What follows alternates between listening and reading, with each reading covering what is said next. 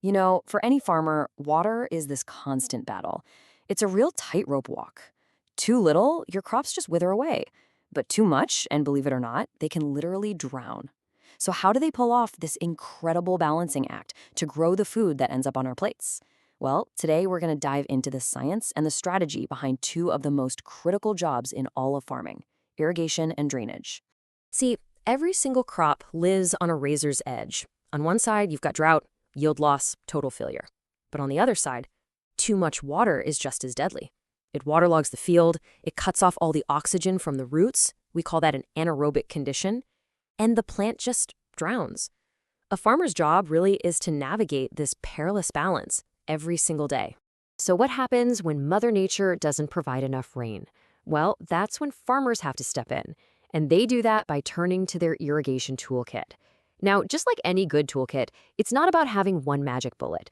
It's about having the right tool for the job to apply water with absolute precision, getting the perfect amount to the right place at exactly the right time. Okay, so choosing an irrigation system is all about trade-offs. It's a big decision.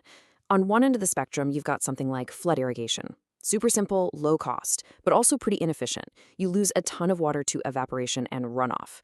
A step up from that is your sprinkler system, which kind of mimics rainfall and works in most soils, but it's a bit pricier. And then you have the high-tech stuff, drip and subsurface systems. I mean, these are incredibly precise, but that precision, it comes with the highest price tag and a lot more maintenance. Let's zero in on drip irrigation for a second, because it's a real game changer, especially in dry parts of the world. By delivering these tiny little drops of water directly to the plant's roots, it can slash water use by up to 60%. But that same precision is also its biggest weakness. See those tiny little holes, the emitters? They can get clogged up with sediment really easily, which means you need fantastic water filtration, and you have to manage the system constantly for it to work right. And that, of course, brings us to the other side of this balancing act. Adding water is only half the story. You've got to have a plan for getting rid of it when there's too much. And that is where the drainage toolkit comes into play. The real, invisible workhorse of modern drainage, it's the tile drain. Basically, it's this whole network of perforated pipes buried underneath the field. So when you get a huge downpour and the soil gets saturated, this network acts like a safety valve. All that excess water flows into the pipes and gets carried away, making sure the plant's roots always have the oxygen they need to breathe and, thrive. But designing one of these systems isn't a one-size-fits-all deal. Oh, no. It's all dictated by the soil itself. Think of it this way. Heavy clay soil is like a really dense sponge that just clings to water. So you have to place the drains really close together to pull that water out. On the flip side, you've got sandy soil where water just flows right through. In that case, you can space the drains much farther apart and still get the job done perfectly. Now, beyond tile, farmers have other tools in the shed. You've got simple surface ditches to divert runoff. Grassed waterways are great. They act as these natural erosion-proof channels to move big volumes of water safely. In some places, farmers will even build raised beds to physically lift their crops up above the soggy soil. And then there's land leveling, where they grade the field with incredible precision to make sure water flows off evenly instead of just pooling in low spots.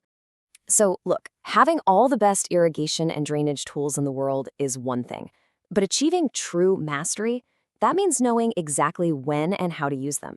It's all about moving from just having the hardware to having a smart, responsive strategy. I love this quote because it just perfectly captures what smart management is all about. It doesn't matter how advanced your technology is, it's pretty much useless without human intelligence. The most important data doesn't come from some fancy sensor. It comes from a farmer's footsteps in the field, actually observing the crops, feeling the soil, and understanding what's really going on. So how does that on-the-ground observation turn into action?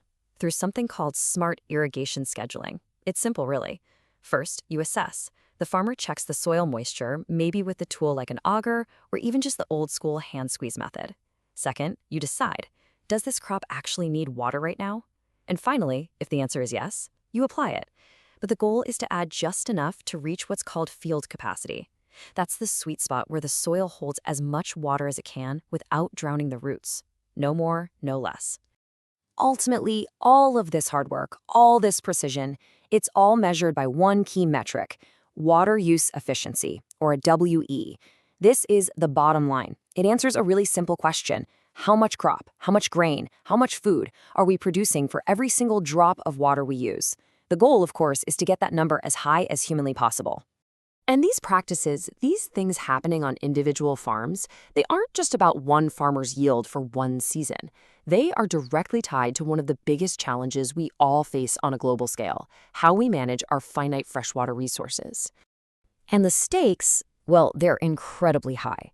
Globally, we are pumping water from underground aquifers so much faster than nature can ever replenish it. Some estimates show we're at a deficit of hundreds of millions of tons of water every single day. That is just fundamentally unsustainable. So making our farms more water efficient isn't just a good idea, it's a global imperative. Which really leaves us with the critical question for our future, doesn't it? We know what to do, we have the tools, we have the knowledge to manage water way more efficiently. The challenge now is, how do we implement these smart techniques on a truly global scale to make sure we can sustainably feed a growing world?